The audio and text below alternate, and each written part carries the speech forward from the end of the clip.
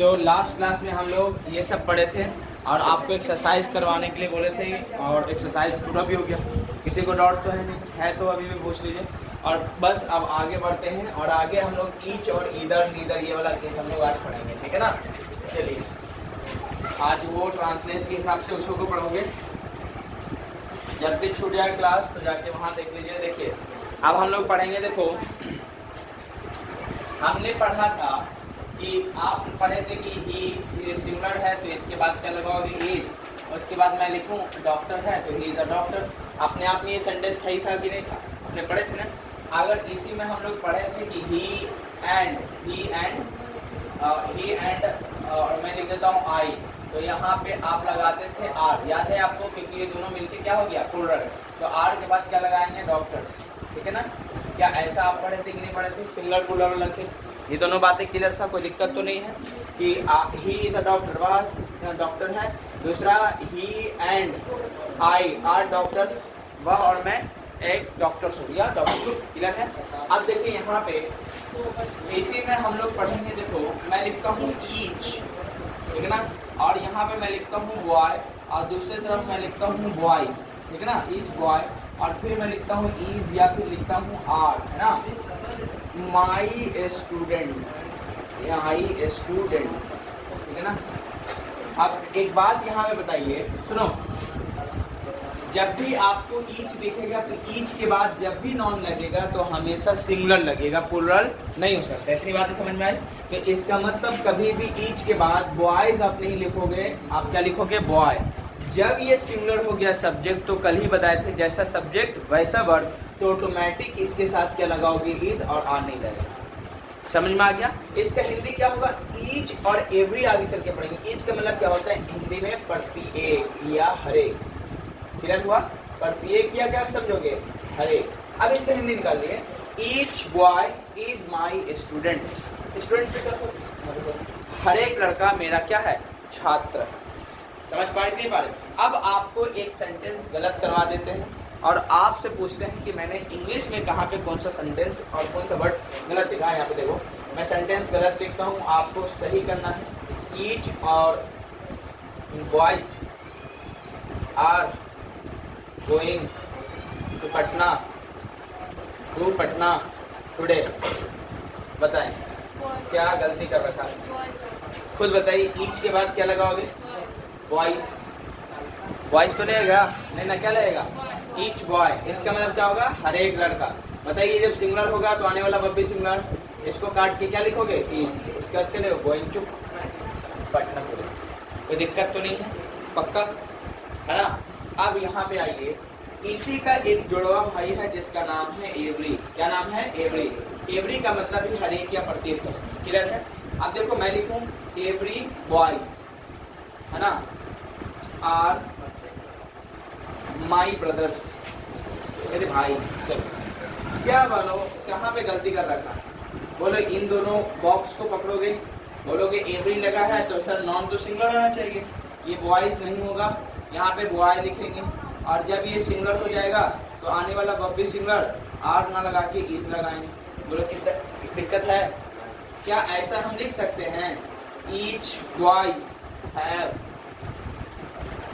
Each boy has, have कर लिया, उसके बाद क्या लिखेंगे पेन्स। बोलो क्या ये सही है, कहाँ पे गलती,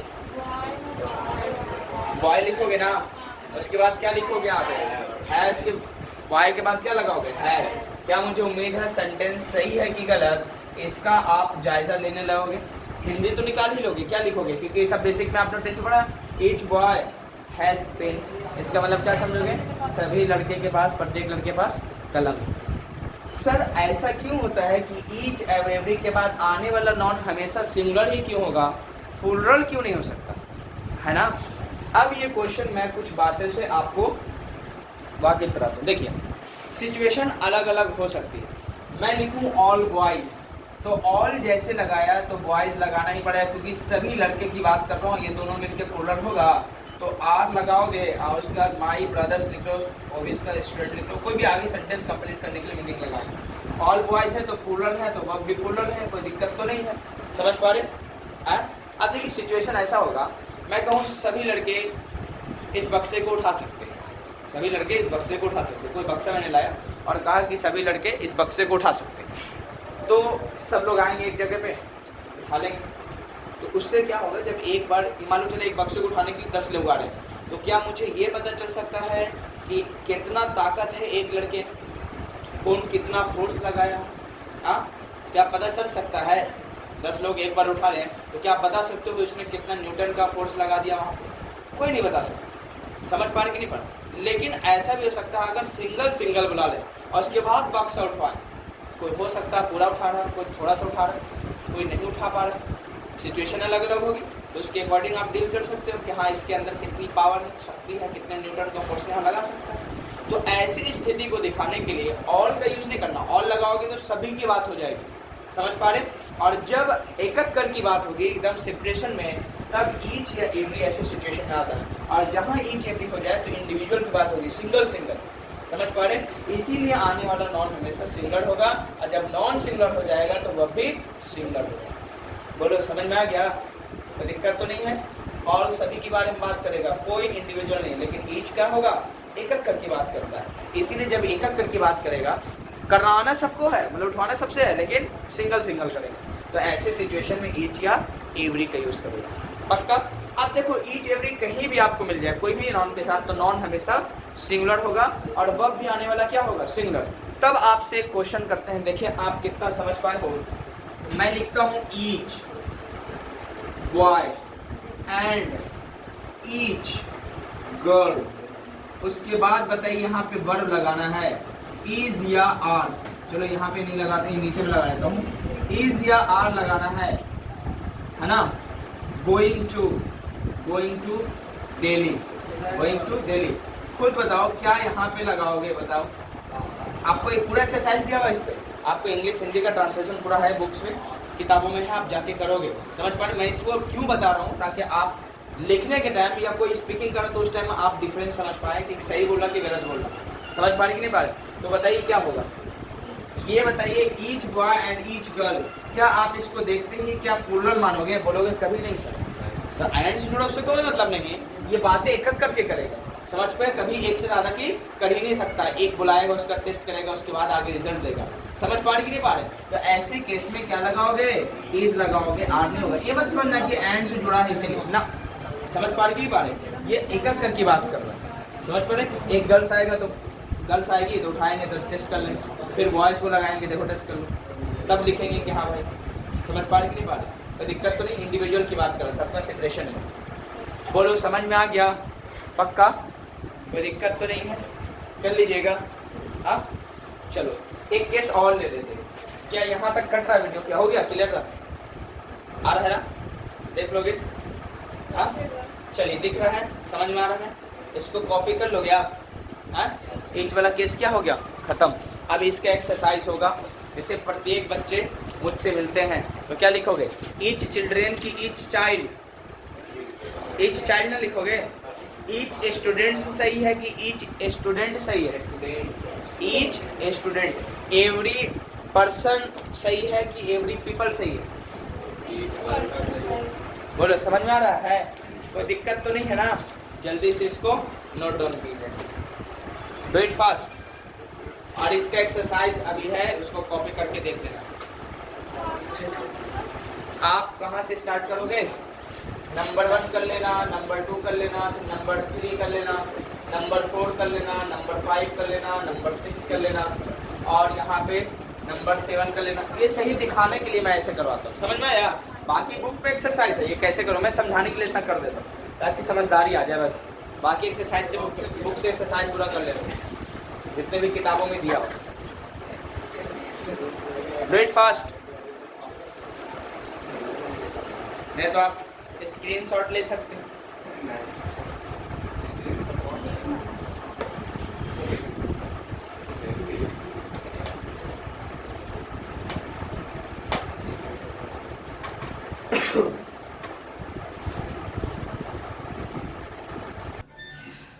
चलो अब इसको क्या कर देते हैं, मिटा देते हैं, बाकी एक्सरसाइज कर लेना।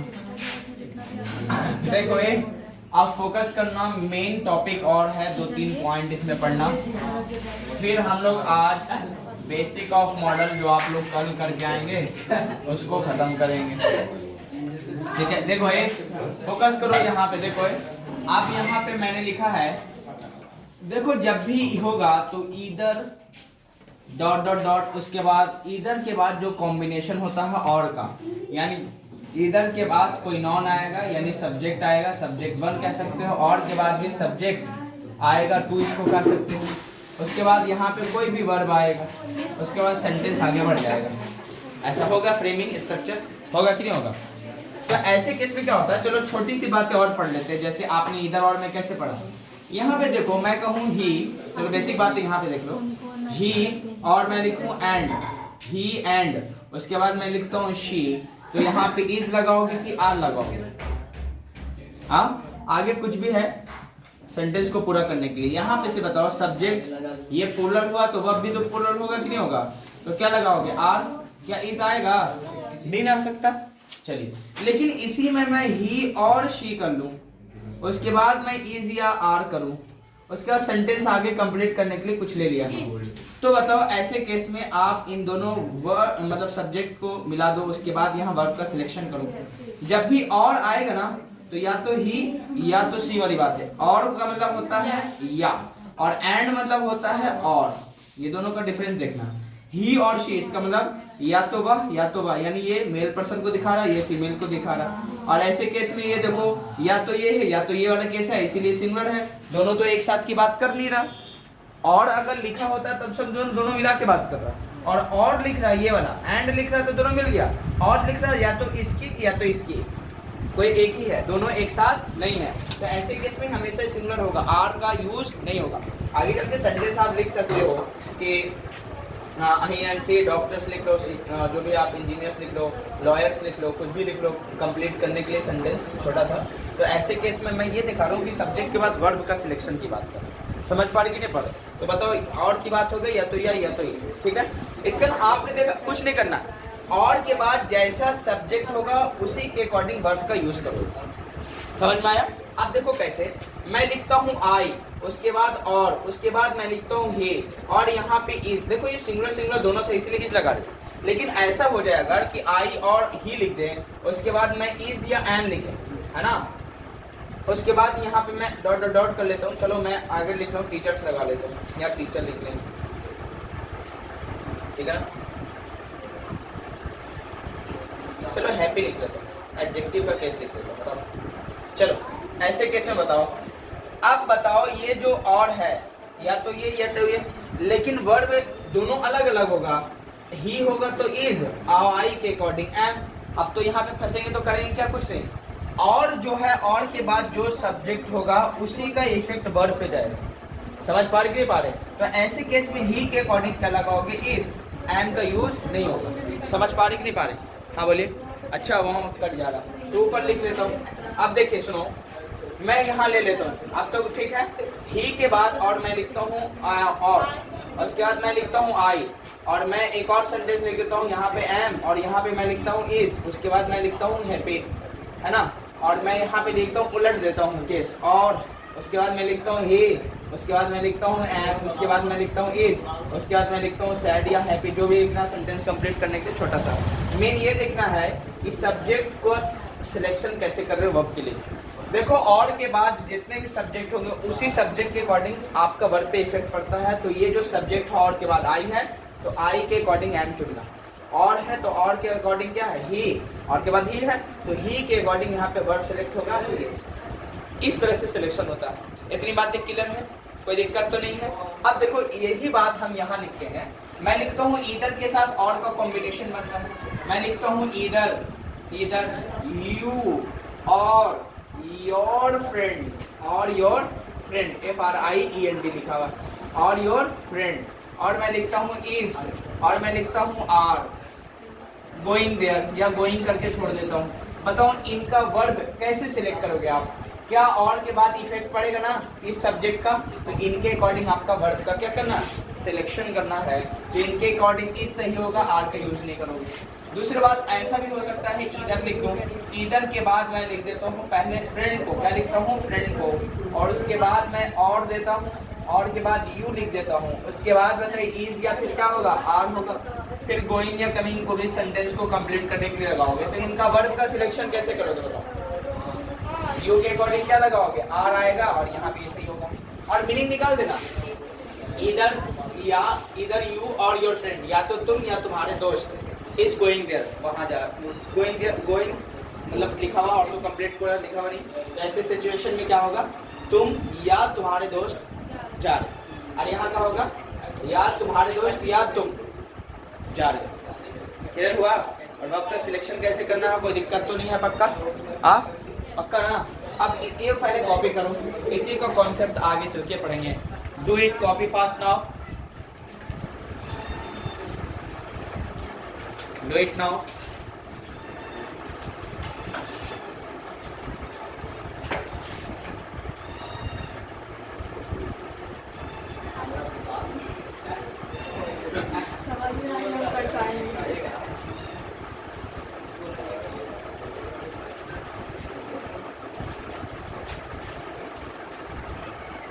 जिनका भी छूट जाए या कल का देखो क्लास, जिनका छोटा बाबू ईमानदारी से पहले क्लास कर लीजिए, ठीक है ना। यूट्यूब पे जाने के बाद कल 2 कहानी मैंने सुनाया था, शायद आप लोग को अच्छा लगा होगा।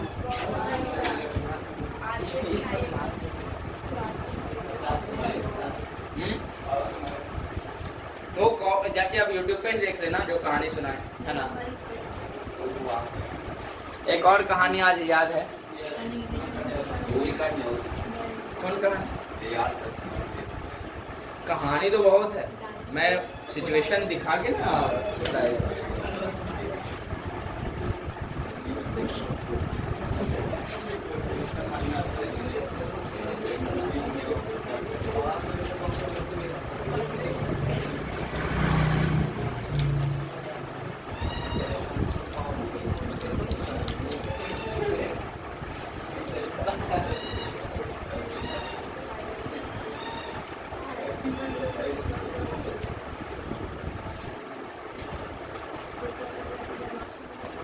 चलिए यहाँ पे ध्यान दो। नहीं बंद हुआ। क्या नहीं बंद हुआ? क्या चीज़ कर रहे हैं? नहीं कुछ कर।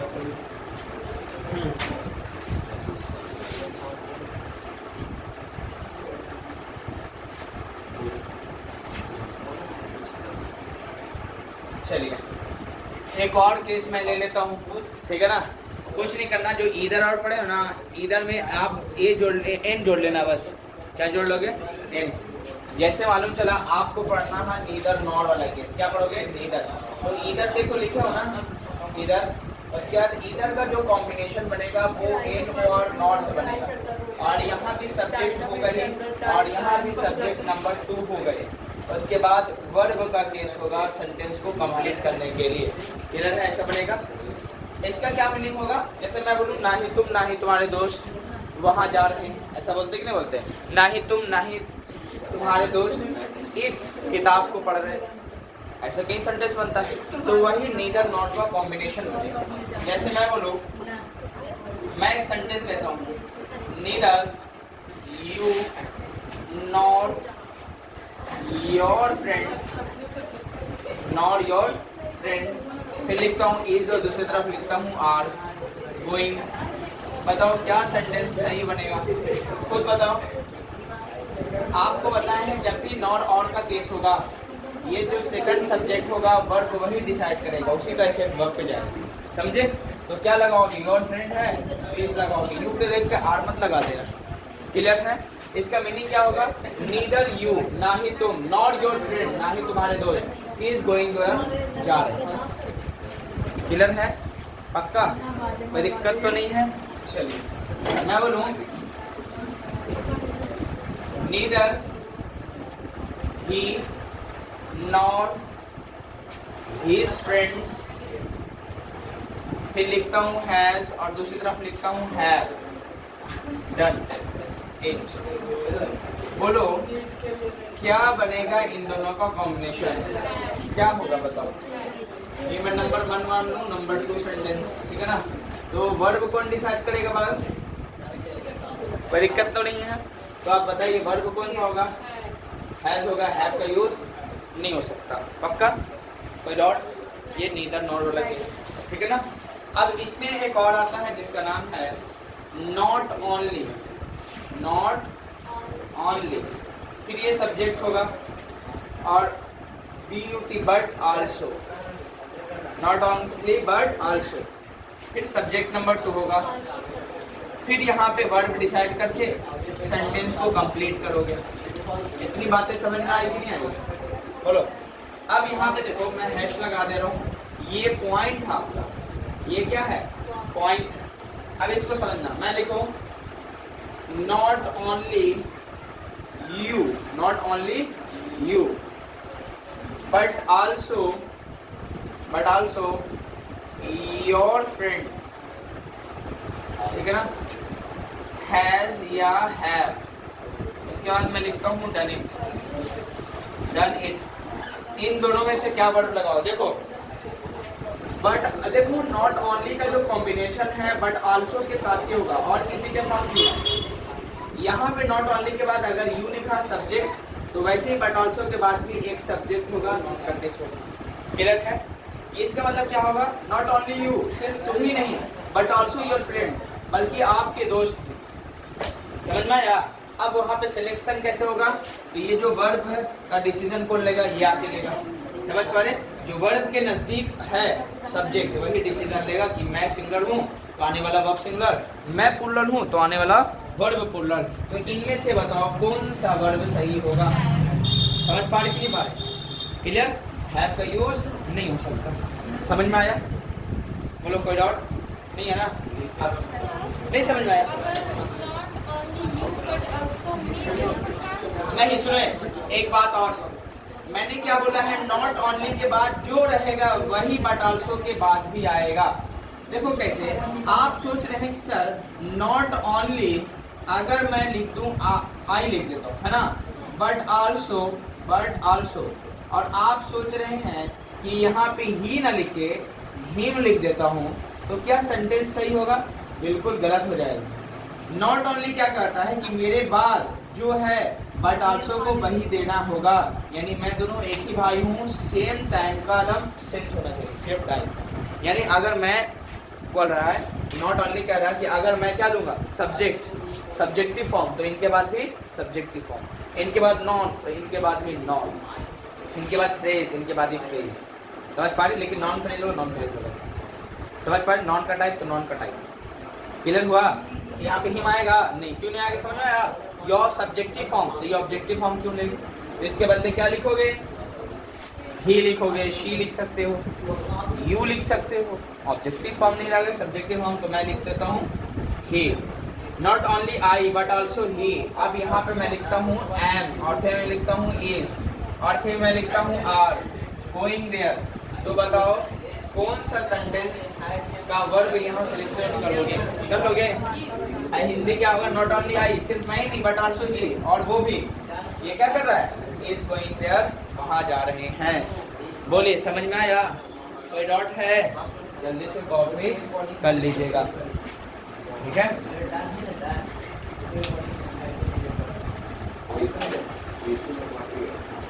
ठीक है?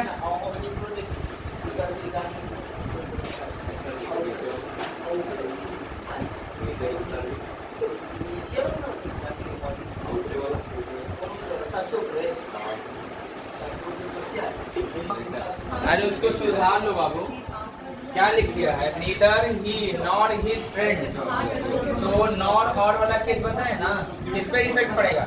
सेकंड सब्जेक्ट पे ना। तो ये सब सिंगुलर नहीं है, फ्रेंड नहीं लिखा हुआ है, फ्रेंड्स ने लिखा हुआ है, तो ऐसे केस में ये नहीं हो सकता। क्या हो जाएगा? है होगा। ध्यान दीजिए, ये तो है नहीं। हाँ, पलट दूं अगर, तब बताओ। इसको यहाँ यहाँ यहाँ, इसको यहाँ उठा लो, हिज फ्रेंड्स पहले और ही के बाद क्या हो जाएगा? तब वो हैज हो जाएगा ना। अगर चेंज कर लो हिज फ्रेंड्स को पहले और ही को बाद में, तब इफेक्ट क्या बढ़ेगा? यार इम्प्रूव कर लेना, कोई दिक्कत तो अब नहीं है ना? ध्यान दिए, इतना ध्यान नहीं दिए, समझ कॉन्सेप्ट तो क्लियर है ना? कोई डाउट है? नहीं ना? चलिए यहाँ पे आप ध्यान दो। अब इसको हटा देता हूँ, 2-3 पॉइंट और है, उसके बाद क्या हो जाएगा? दी एंड। आपके स्पोकन बैच के अकॉर्डिंग जो बेसिक पढ़ना है, या ये हमेशा काम आएगा। ऐसा नहीं है कि कभी भी ये सब कंजंक्शन वाला केस पढ़ोगे तो आप अलग हो जाएगा कुछ, ऐसा नहीं है। जितना भी पढ़ा है ना शुरू से सब वही होगा, इसमें कोई चेंजेस नहीं होगा। अब क्वेश्चन मैं पूछता हूँ, देखो अब क्वेश्चन कैसे पूछते हैं, चलो क्वेश्चन भी करवा ही देता हूँ। आप लोग घबराते हो कि हो सकता है सर स्पीकिंग में तो पढ़ लिए, क्या बताइए ग्रामर का बैच अगर बोर्ड मॉडल से पढ़ाएंगे या कोई और मॉडल से होगा या कॉम्पिटिटिव लेवल होगा, क्या अलग हो जाएगा? कभी नहीं। ये मैं कोई एक क्वेश्चन करके आपको दिखाता हूँ, आप देखिए कोई चेंजेस नहीं होता, ठीक है। अब यहाँ पे ध्यान दीजिए, मैं लिखता हूँ इधर यू और योर फ्रेंड, ठीक है ना, और मैं यहाँ पे फिल इन द ब्लैंक्स कर दिया, ठीक है ना। यहाँ पे क्या किया, फिल इन द ब्लैंक्स, और मैं लिखता हूँ डन इट, और यहाँ पे आपको वर्ब का सिलेक्शन करना है। ये क्वेश्चन हो गया, क्वेश्चन के यहाँ पे समझोगे ये ऑप्शन है, और मैं यहाँ पे ऑप्शन में लिख देता हूँ हैज, बी ऑप्शन में लिख देता हूँ हैव, सी ऑप्शन में लिखता हूँ इज, डी ऑप्शन में मैं लिख देता हूँ वॉज। बोलिए कौन सा सही है, बोलो आप खुद बताइए।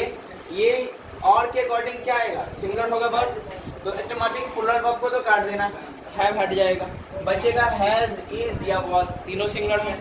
मीनिंग आपको वही वर्ब लगाना जो मीनिंग क्लियर दे पाए, समझ पा रहे कि नहीं पा रहे। तो ऐसे केस में ये क्लियर नहीं मीनिंग देगा, ये नहीं देगा, तो ऑप्शन ए सही होगा। इसका मतलब इधर यू और योर फ्रेंड, या तो तुम या तुम्हारे दोस्त ने हैज डन इट, मतलब इस काम को किया है या इसे किया।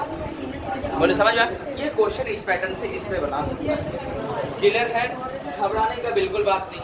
ये बस समझना कि कोई अलग से है तो कुछ चेंजेस होने जा रहे हैं, समझ पा रहे कि नहीं पा रहे। कोई भी कभी चेंजेस नहीं आएगा, तुम हो सकता है कहीं और ही पढ़ो, कोई फर्क नहीं पड़ता, समझ पा रहे कि नहीं पा रहे, क्लियर है।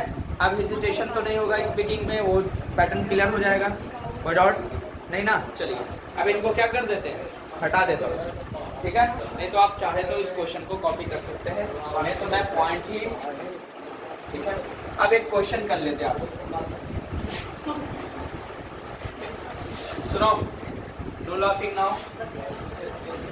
देखिए अब कल भी एक बात आपको छोटी सी बातें बताए थे कि याद करो प्रीपोजिशन अपने बाद ऑब्जेक्ट लेता है, याद है आपको। मैं लिखूं ही और मैं लिख दूं विद, हिज, उसके बाद मैं लिखूं फ्रेंड्स ना, उसके बाद मैं लिखूं आर, या फिर मैं लिखता हूं इज, गोइंग, उसके बाद मैं लिख दूं देयर, या कुछ और कंप्लीट मीनिंग लगाने के लिए आज सेंटेंस बढ़ाता हूँ। आपको बताए थे, देखिए ये प्रीपोजिशन है कि नहीं है।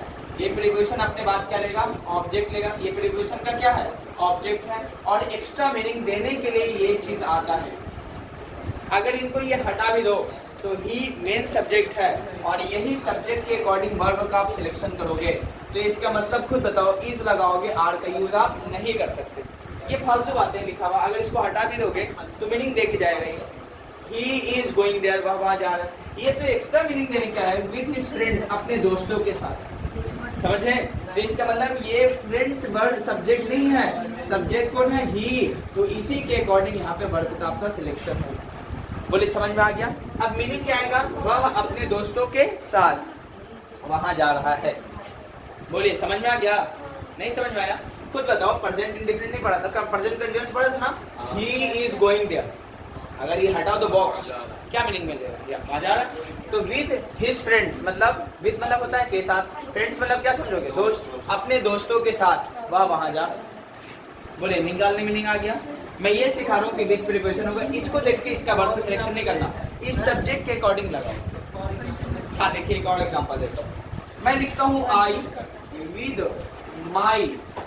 माई friends, with my friends, I with my friends, और यहाँ पे मैं लिखूँ आई एम, और मैं लिख देता हूँ यहाँ पे इज, और लिख देता हूँ are, going to Patna, going to Patna. बोलिए क्या सही होगा सेंटेंस, क्या वर्ब आप सिलेक्ट करोगे, इन तीनों में क्या वर्ब होगा आपका। आपने कहा सर ये प्रेप होता है, प्रीपोजिशन होता है, इनके बाद क्या होता है, ऑब्जेक्ट होते हैं, तो इनके अकॉर्डिंग कभी भी आप वर्ब का सिलेक्शन तो नहीं कर सकते। इसका मतलब मेन सब्जेक्ट कौन है, आई, और यही वर्ब सिलेक्ट करके देगा, यानी एम लिखेंगे, इज और आर का यूज नहीं करोगे आप। समझ में आया। इसका मतलब क्या होगा, आई विद माई फ्रेंड्स, यानी मैं अपने दोस्तों के साथ, गोइंग टू पटना, पटना जा रहा हूँ। आप बोलो कोई दिक्कत होगा। मैं ये नहीं पढ़ा, ये तो मैंने पढ़ा दिया था कल भी बैच में कि प्रीपोजिशन वाला केस। मैं ये पढ़ा रहा हूँ कि मैं लिखता हूँ आई, एक और वर्ड होता है एज वेल एज, एक क्या होता है वर्ड एज वेल एज, और मैं लिखता हूँ ही, उसके बाद मैं लिखता हूँ इज, उसके बाद मैं लिखता हूँ गोइंग, उसके बाद लिखता हूँ गोइंग देयर। तो आपका जो सिलेक्शन वर्ड का होगा क्या इसके अकॉर्डिंग होगा कि इसके अकॉर्डिंग होगा? तो आपको यही कहना है ये प्रीपोजिशनल फ्रेज कहा जाता है कई जगह पे। तो ऐसे केस में आई वर्ब देगा तो अपने अकॉर्डिंग ना देगा, तो एम इसका यूज नहीं करोगे, क्या लगाओगे एम, यानी I as well as he am going to, I am going there. समझ में आ गया? कोई दिक्कत नहीं। और एज वेल एज का मतलब एक्स्ट्रा मीनिंग होता है भी, जैसे मैं, वह भी और मैं भी, कहाँ जा रहा हूँ वहां जा रहा हूँ, ठीक है ना। अब देखिए यही बातें बताए थे यहाँ पे, प्रीपोजिशन के बाद ऑब्जेक्ट वाला केस, ये प्रीपोजिशन फ्रेज कराता है। तो ऐसे केस में ये प्रीपोजिशन समझना, तो ऐसे केस में ये बताओ इसका ऑब्जेक्ट होगा एज वेल एज का मतलब क्या समझोगे? आल्सो वाला केस पढ़ाए थे आपको, आल्सो इवन पढ़ाए थे ना, और TWO वाला केस पढ़ाए थे ना, इन सभी का मतलब क्या होता वेल भी, और बताए थे एज वेल एज, बताओ याद है आपको? एज वेल एज का मतलब भी क्या होगा भी, समझ पा रहे? मैं बोलूं मैं और राजा भी, ऐसा बोलते कि नहीं बोलते? समझ पाए? तो आई एज वेल एज राजा, ये राजा किसी का पर्सन का नाम है, ये किंग का ट्रांसलेशन नहीं करना है। क्लियर है?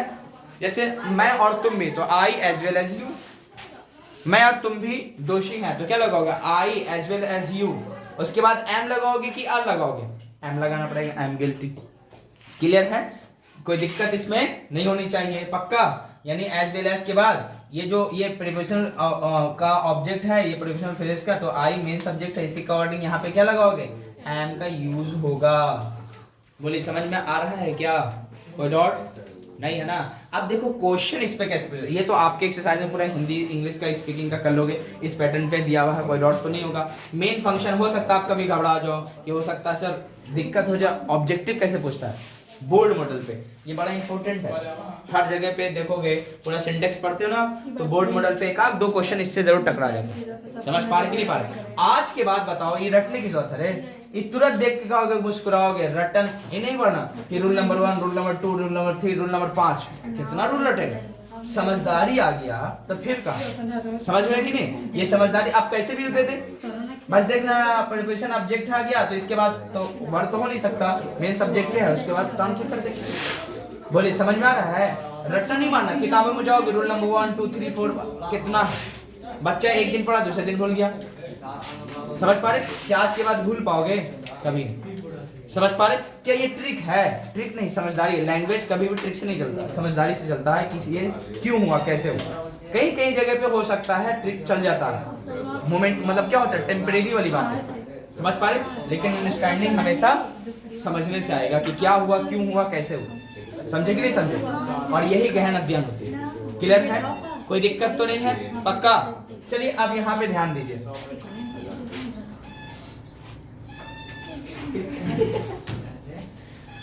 क्वेश्चन करा देता हूँ, जैसे ई वाला क्वेश्चन करवाया था ना, इसी पैटर्न का क्वेश्चन करवा देता हूँ। यहाँ पे ध्यान दो, इसको कॉपी कर लेना, ठीक है? मैं लिखता हूँ कि as well as his friends, उसके बाद फिल इन द ब्लैंक्स है, उसके बाद मैं कहता हूँ डन इट, ठीक है ना? पहला ऑप्शन हो जाएगा, मैं लिखता हूँ हैज, बी ऑप्शन में लिखता हूँ हैव, सी ऑप्शन में आर, और डी ऑप्शन में वर लगा देता हूँ। बोलो कौन सा ऑप्शन सही है? बिल्कुल। अब इस तरह से बताइए ए कैसे होगा? खुद हिज फ्रेंड्स है, हाँ चलो ये ठीक है, प्रीपोजिशन ऑब्जेक्ट है ना, इसके अकॉर्डिंग का वर्ड का सिलेक्शन तो हो नहीं सकता, मेन सब्जेक्ट है ना, तो इसके अकॉर्डिंग क्या लगाओगे? ऑप्शन है। हाँ बोलिए, बोलो समझ में आ गया? हाँ टाइम हो गया है। चलो ऐसे मैं मेन पॉइंट रिकॉर्ड करके आपको दे रहा हूँ, समझ पा रहे? जो क्लास के सजा ये वो हो रहा है उससे कोई मतलब मुझे नहीं है ना। आप अगर 2 घंटा 1 घंटा क्लास चल रहा तो उसका आधा ही टाइम मैं निकाल के दे रहा हूँ जो आपका क्लास रिकॉर्डेड है। टू द पॉइंट, सिर्फ ज़्यादा आपको फालतू बातें इसमें नहीं जाती, ये है ना। ये रुक गए तो इतना घंटा वेस्ट हो गया, सब कुछ है नहीं, टू द पॉइंट चल रहा। अब ये सभी बातें आपको कहाँ मिलेगी? एक्सरसाइज में, बुक्स में करने को मिलेगा जो दिए हैं, और कंप्लीट करके आपको आना। You have any doubt? Do you have any doubt? हाँ, ये भी वाला कैसे था? मैं और वह भी, समझ आ गया? मैं और वह भी, आई एम गोइंग देयर, वहाँ जा रहे हैं। ठीक है, और कोई हिंदी निकाल लोगे? अब कोई डाउट है तो बताओ। पक्का? अभी भी ये खत्म नहीं हुआ सिंटेक्स, समझ पा रहे? लेकिन किताबों में जितना दिया हुआ है करवा देता हूँ। अगर आपके पास टाइम है, if you have time, I will teach you more. अगर आपके पास टाइम है तो बोलो मैं आपको थोड़ा और पढ़ा दूंगा। बोलो 2 पॉइंट और। क्या बताओ, ये सब बातें आपको समझ में आ रही है कि कैसे कैसे हो रहा है? हाँ? समझ में आ रहा है? बोलो, आ रहा है ना? कोई डाउट तो नहीं है?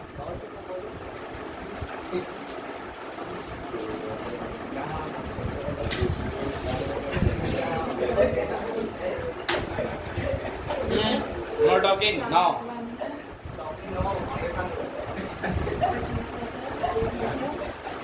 नहीं, कल दो कहानी बताए थे ना, एक पंकज वाला, दूसरा कौन सा था?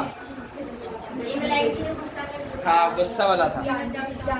आज भी मुझे उम्मीद है कि शायद पहले ये कहानी सुने थे, किसान वाला। नहीं सुने थे? सुने हैं? नहीं सुने? सुने? कितने लोग नहीं सुने? क्या चीज? कहानी, हिंट्स। हाँ, किसान वाला, कि जिंदगी में पहले काम करके रखना चाहिए ताकि उसका। So you can go if you have no more time. You can go. You have a recorded batch. You can see now. You can watch. No problem. So let's study further. Or should I tell you a story? हाँ, story बताओ। हाँ? अच्छा, वो कहानी बहुत मुझे motivate करता जिंदगी में हर पहलू में। ये मत समझना कि सही है।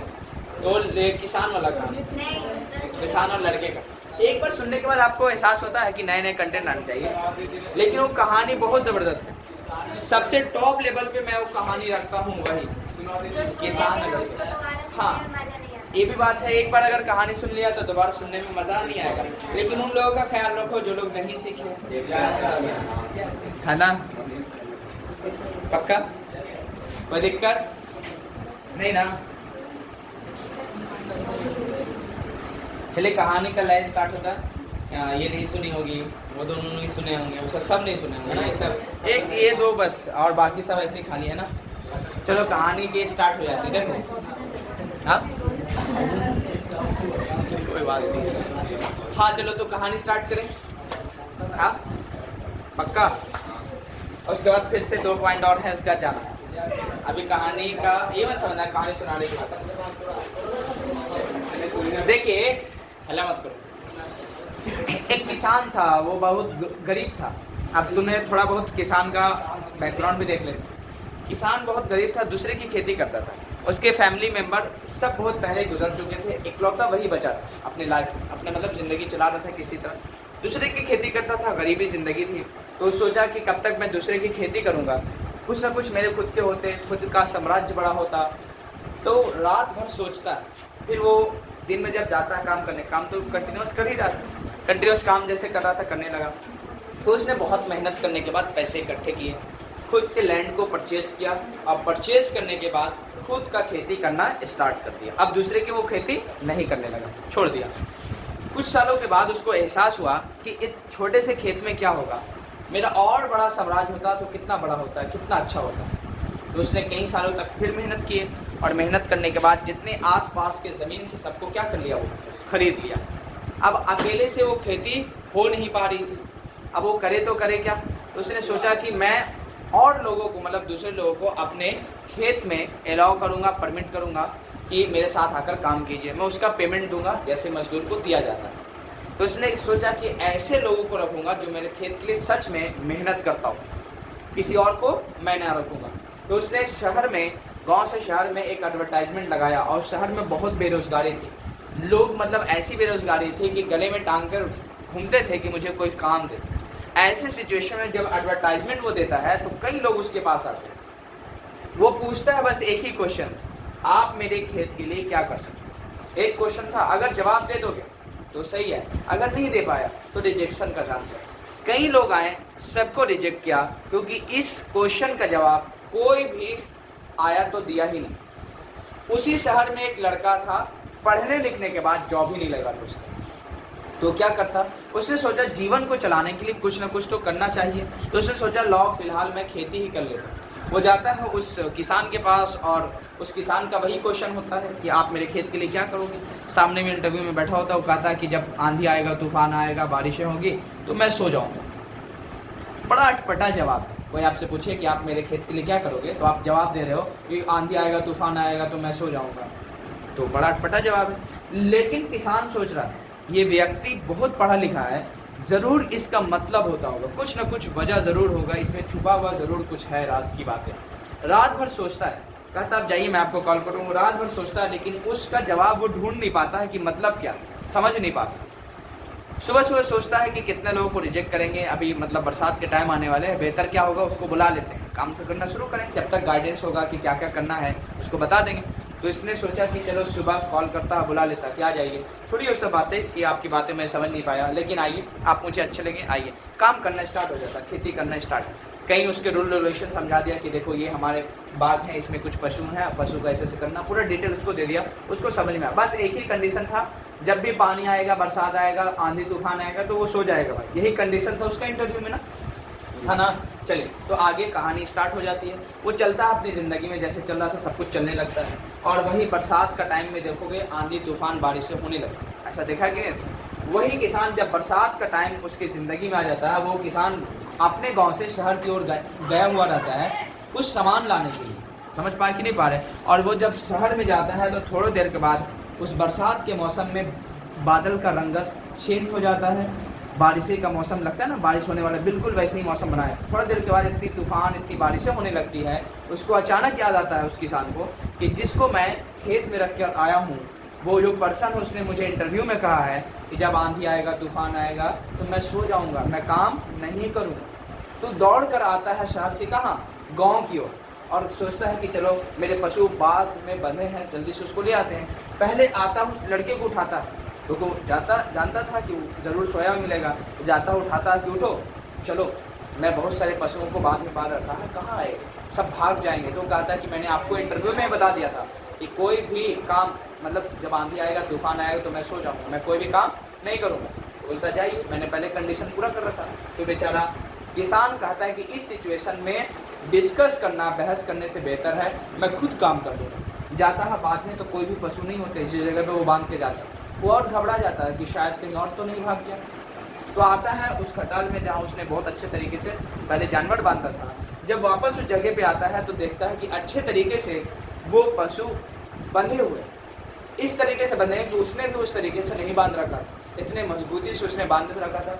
सबको खाने के लिए चारे दिए थे, सानी लगा हुआ था, बिल्कुल खा रहा था, कोई दिक्कत की बात नहीं। उसको अचानक याद आता है कि चलो ये तो ठीक है, लेकिन उसको अचानक याद आता है कि मैंने मकई की खेती कर रखी है, और मकई की खेती में सिस्टम ये है कि अगर हवा तूफान चलेगा, बारिश होगी तो टूट के गिर जाएगा तो एक बार उठेगा नहीं, अगर जड़ कमज़ोर है। ऐसा देखा कि नहीं देखा। तो उसने कहा कि चलो उसको जल्दी जल्दी जड़ को बांध देंगे, बेहतर यही होगा। जब जाता है खेत की ओर जहाँ मकई की खेती थी, तो इतनी तूफान, इतनी बारिशें हो रही थी, लेकिन मकई की खेती पे कोई भी इफेक्ट, असर ही नहीं पड़ रहा था, बिल्कुल हिल तक नहीं रहा था। क्यों? उसके जड़ को इतने तरीके से, अच्छे तरीके से उस लड़के ने बांध रखा था, उसका असर उस पर नहीं पड़ रहा था। तब उसको ये बात समझ में आया कि इसका मतलब क्या है कि आंधी आएगा, तूफान आएगा तो मैं सो जाऊंगा। इसका कंक्लूजन वो निकालता है कि आप ज़िंदगी में प्रॉब्लम आएगा तो उससे पहले ही मैं काम करके रख लूँगा, ताकि ज़िंदगी में उस प्रॉब्लम जब ज़िंदगी में आए तो उसका कोई भी इफेक्ट, असर ना पड़े। आपकी भी ज़िंदगी में देखो इफेक्ट आता, असर आपकी ज़िंदगी में फिक्स है वो प्रॉब्लम। जैसे छात्र के जीवन में किसका आना, एग्ज़ाम का आना।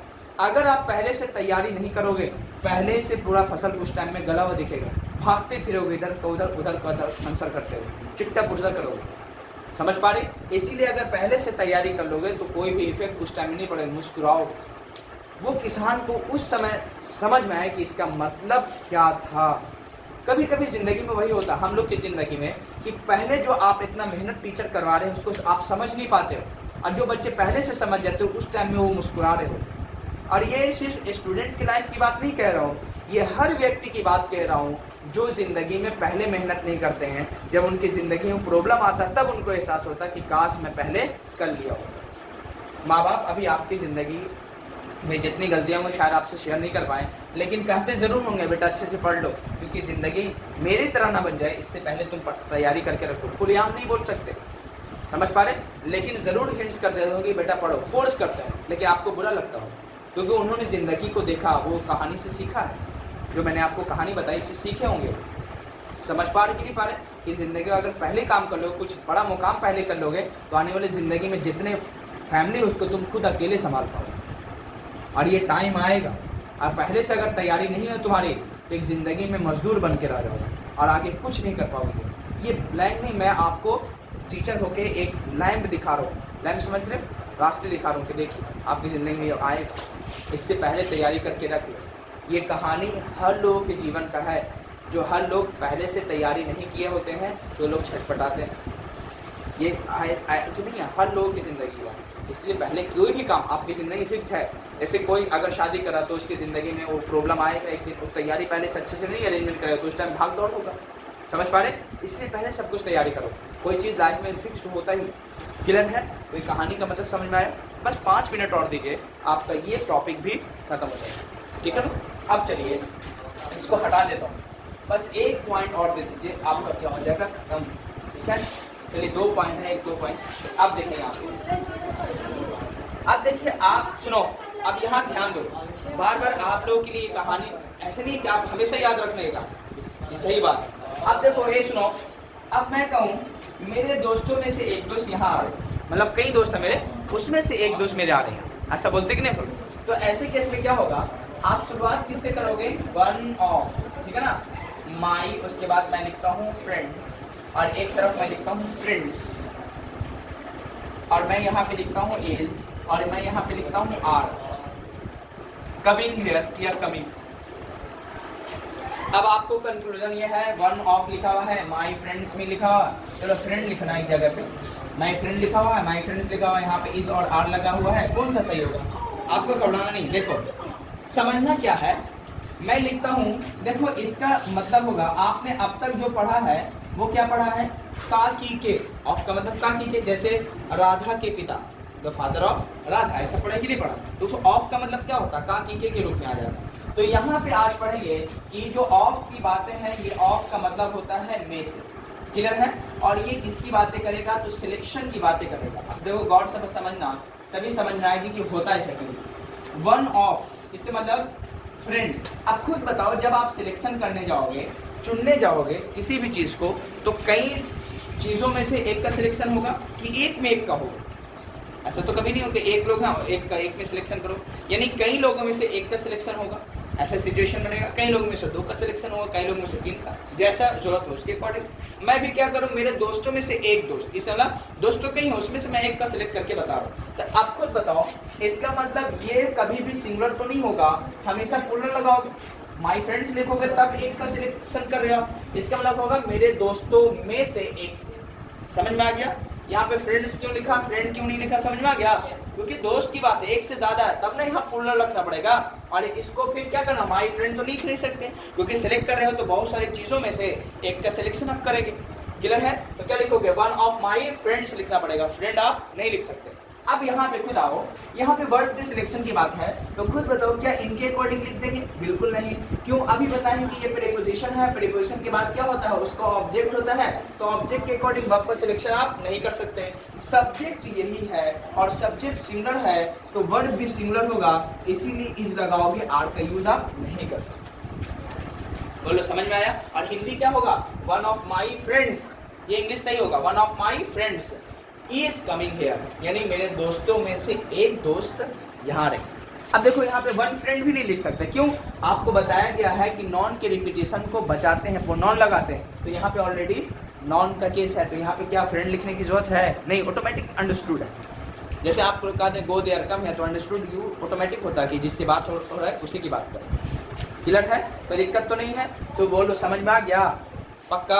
अब एक हिंदी देंगे कि मेरे है ना भाइयों में से एक भाई आज पटना जा रहे हैं, तो बताओ क्या बनेगा?